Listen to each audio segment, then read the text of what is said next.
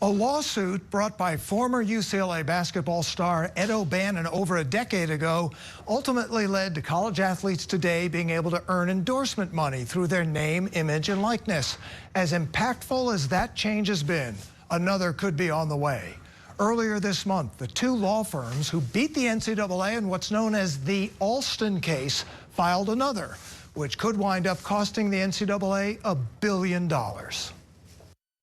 Former Oklahoma State running back Chuba Hubbard, now with the NFL's Carolina Panthers, and former Auburn track athlete Kira McCarroll are the plaintiffs in a new suit against the NCAA and its 5 biggest and most profitable conferences. They are seeking retroactive education-related payments for themselves and other athletes. The NCAA has been playing defense from a litigation strategy, and I don't think that was wise. Michael McCann is the director of the Sports and Entertainment Law Institute at the University of New Hampshire and a legal writer for Sportico after 12 years at Sports Illustrated. McCann wrote a book with former UCLA and NBA basketball star Ed O'Bannon, whose 2015 lawsuit opened the door to athletes' name, image, and likeness deals, forever changing the NCAA, as some players now make hundreds of thousands of dollars annually in endorsements.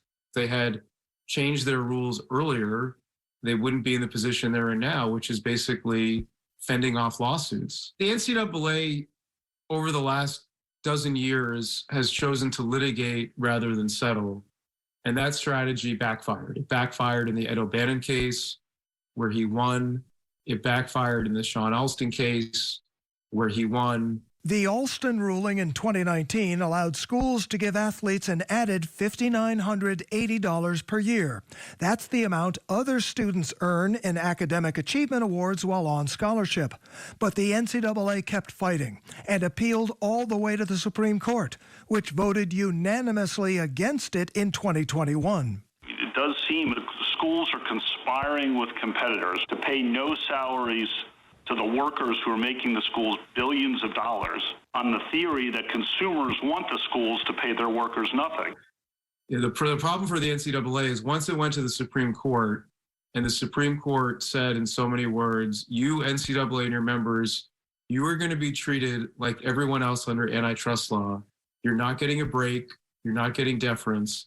That's a game changer. The Hubbard-McCarroll lawsuit seeks the annual $5,980 for all athletes in the Power 5 conferences dating back to 2018, with thousands of athletes in all sports potentially included, and antitrust awards being tripled. The NCAA could be facing monumental damages. And there's another current case called Johnson v. NCAA, using the Fair Labor and Standards Act to say athletes are employees of the NCAA and their schools.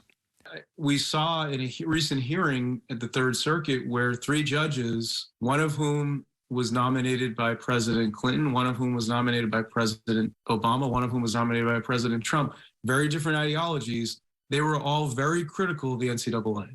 That's not a good sign for the NCAA. You think there could be some unintended consequences from all of this?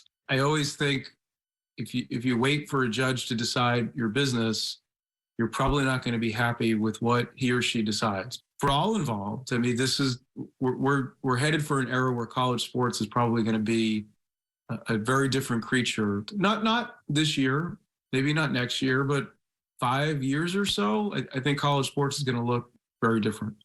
So what we could see one day soon is an upper level of college sports, which would essentially be professional college, and a lower level which would remain college sports. And if the NCAA doesn't do something proactive soon, it may learn one more lesson the hard way. Paul Crane, Scripps News.